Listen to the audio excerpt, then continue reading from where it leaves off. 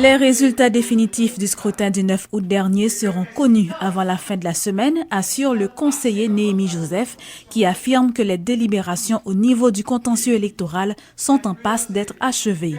Selon le conseiller, il est possible que les élections soient reprises dans de nouvelles circonscriptions au terme des contestations. Par ailleurs, Maître Joseph explique que les membres du CEP vont réfléchir durant cette semaine aux propositions formulées par les partis politiques vendredi dernier en réunion. Le candidat à la présidence de Bouclier est et restera dans la course. C'est la proposition officielle de la plateforme politique qui dément les rumeurs faisant croire que le président Martelly aurait demandé à Steve Kaoli d'abandonner la course au profit de Jovenel Moïse, candidat du PHTK.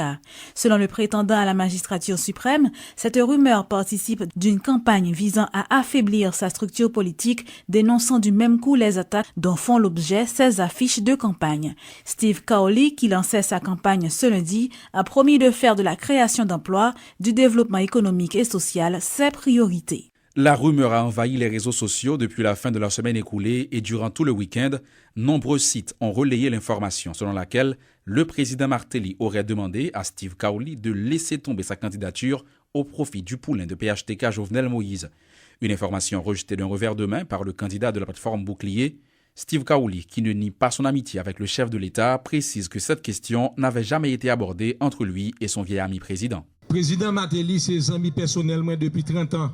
C'est vrai que nous chita nous parlé, mais sous table là pas de question pour me retirer ou bien pour me supporter Jovenel Moïse. Président, c'est chef parti politique PHTK, moi-même c'est candidat à la présidence Bouclier. Pour le directoire de Bouclier, cette rumeur n'est qu'une autre stratégie visant à affaiblir la plateforme politique dans la perspective des élections du 25 octobre. Steve Kaoli, qui compte parmi les différentes facettes de cette stratégie, les attaques systématiques dont sont objet ces affiches de campagne lors des mouvements de rue. En ce qui a trait avec affiches que a déchiré, moi j'ai une seule explication pour eux. C'est souvent mieux que vous voyez. Steve Kaoli n'est pas sur le béton dans les mobilisations. Il s'est déjà lancé dans l'arène pour la prochaine présidentielle du 25 octobre.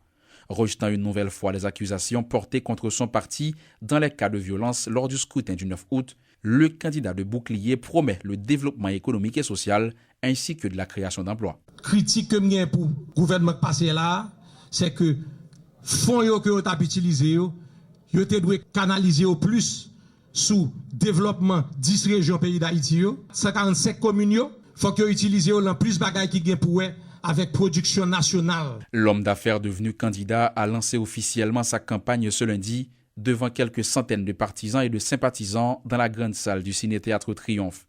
Avec lui dans cette grande aventure, plusieurs têtes du pouvoir tête calées, comme le conseiller du président Martelly, Guy Chardoré, ou encore l'ancienne ministre des Sports, Magali Racine. L'organisation politique Famille Lavalas se dit prête à participer aux prochaines élections présidentielles du 25 octobre, mais n'entend pas pour autant abandonner la rue. En effet, lors d'une conférence de presse ce lundi à la Fondation Aristide, le directoire du parti a fait savoir que bientôt s'ouvrira la campagne électorale de la candidate à la présidence Maryse Narcisse. Toutefois, Famille Lavalas continue d'appeler à l'annulation du scrutin du 9 août et invite ses partisans à rester mobilisés.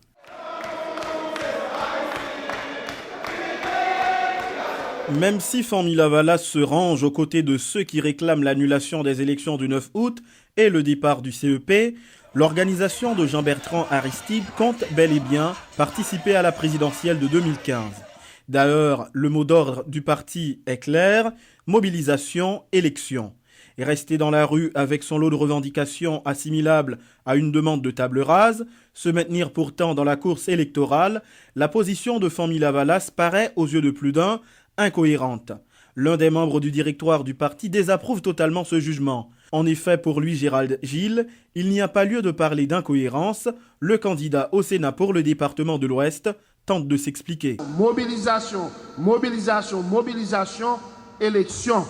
Et nous redisons encore, Famille Lavalas pas jamais prend pouvoir l'autre gens, c'est élection. Mais nous pas reconnaître ça te fait 9 août son mascarade, son coup d'état électoral n'a mobilisé contre lui. Donc, nous pas côté où dit, c'est double jeu. Doublement motivé, Famille Lavalas n'abandonnera pas les manifestations de rue et garde aussi sa place dans le train électoral. Qui plus est, la coordonnatrice nationale du parti et candidate à la présidence qui participait à cette conférence de presse ce lundi, mais sans prendre la parole, s'apprête à lancer sa campagne électorale, quand la date n'a pas été dévoilée. Mais ce qui est sûr, c'est que le leader du parti, Jean-Bertrand Aristide, sera aux côtés de Maryse Narcisse ce jour-là, confirme Schiller Louis-Dor. Oui, mon frère, Jean-Bertrand Aristide sera là. Mobilisation, élection, Fanmi Lavalas joue en effet sur deux tableaux. Une attitude qui ne plaît pas aux partis politiques et candidats qui se sont lancés depuis peu dans la lutte à travers les rues contre le CEP et les résultats issus des élections du 9 août.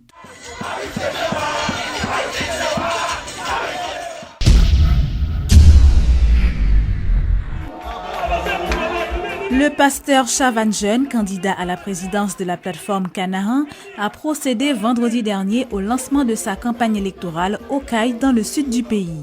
En présence de ses partisans et de ses sympathisants, le candidat désigné du secteur protestant a dévoilé les grandes lignes de son programme gouvernemental s'il accède à la présidence du pays. Programme les chita sous 5 piliers, ça nous est les 5 poteaux, un poteau mi-temps et 4 poteaux coin. Poteau mi-temps, c'est la justice. Bible a dit, la justice élève une nation, mais la corruption, l'injustice, le péché, c'est la honte du peuple que c'est ça que fait Haïti honte comme ça, parce que malheureux pas capable de joindre un petit morceau justice. La vête pas de raison devant poule, si vous pas de corps, ou pas besoin de paraître dans le tribunal. Deuxième poteau, c'est la famille. La famille, une famille forte, égale une l'église forte. Une famille forte, égale une société forte, égale une nation forte. Cinquième poteau, c'est investissement avec infrastructure. Pour moun vin investir, faut gagner infrastructure. Ça veut dire faut gagner route, faut gagner de l'eau, faut gagner lumière, faut gagner courant. Ou pral voter numéro Canaan, numéro 73. Emblème nous, c'est Moïse avec un bâton qui campait devant la mer et la mer fend en deux pour nous sortir en Égypte pour nous aller Canaan. Si vaudou, catholique, protestant, nous mettons tête nous ensemble, nous allons changer le pays. Parce que l'on a parlé de développement, pas de couleur, pas de religion dans le développement. Et c'est ça Haïti besoin pour que moun capable de transverser, n'a dit couleur, transverser, n'a dit religion, pour nous mettre tête nous ensemble et pour nous changer l'image du pays d'Haïti. Et nous venons produire Le directeur général de l'OFATMA salue les avancées constatées en matière d'assurance médicale suite aux innovations apportées par l'institution.